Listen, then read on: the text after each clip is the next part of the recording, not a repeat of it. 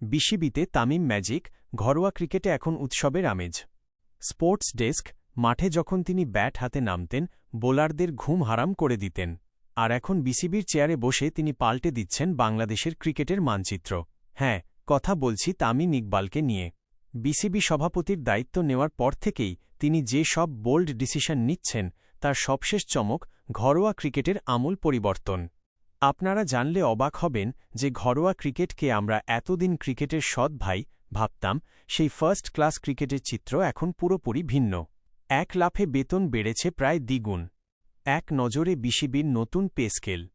A category ৩৫,০০০ টাকা থেকে বেড়ে এখন ৬৫,০০০, প্রায় ৮৫% বৃদ্ধি।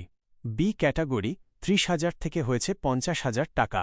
সি ক্যাটাগরি ২৫,০০০ থেকে বেড়ে এখন ৪০,০০০ টাকা। সবচেয়ে বড় ধাক্কাটা লেগেছে ম্যাচ ফিতে। ৭০,০০০ টাকার ম্যাচ ফি এখন সরাসরি ১,০০,০০০ টাকা। অর্থাৎ ৪ দিনের একটা ম্যাচ খেললেই একজন ক্রিকেটার এখন লক্ষপতি। তাইজুলের স্বীকারোক্তি ও মাঠের বাস্তবতা। জাতীয় দলের অভিজ্ঞ স্পিনার তাইজুল ইসলাম ফেসবুকে যেন মনের আগল খুলে দিয়েছেন।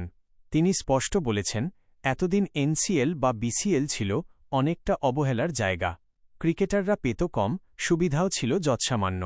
কিন্তু তামিম ইকবালের এই পদক্ষেপকে তিনি দেখছেন বড় অনুপ্রেরণা হিসেবে। এতদিন আমাদের পাইপলাইন শক্তিশালী না হওয়ার প্রধান কারণ ছিল আর্থিক অনিশ্চয়তা।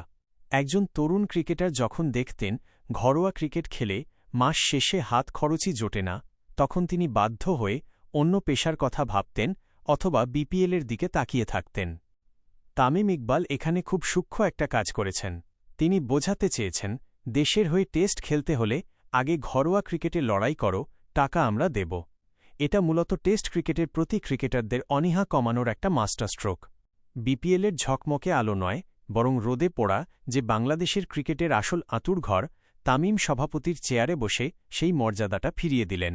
ক্রিকেটারদের পকেটে যখন টাকা থাকবে, তখন তারা মাঠের পারফরম্যান্সে আরও বেশি মনোযোগ দিতে পারবেন। আশা করা যায়, এই পরিবর্তনের সুফল আমরা খুব শীঘ্রই জাতীয় দলের স্কোরবোর্ডে দেখতে পাব। খবরটি আপনার ভালো লাগলে শেয়ার করুন এবং বাংলাদেশের ক্রিকেটের এই নতুন পথচলা নিয়ে আপনার মন্তব্য জানান।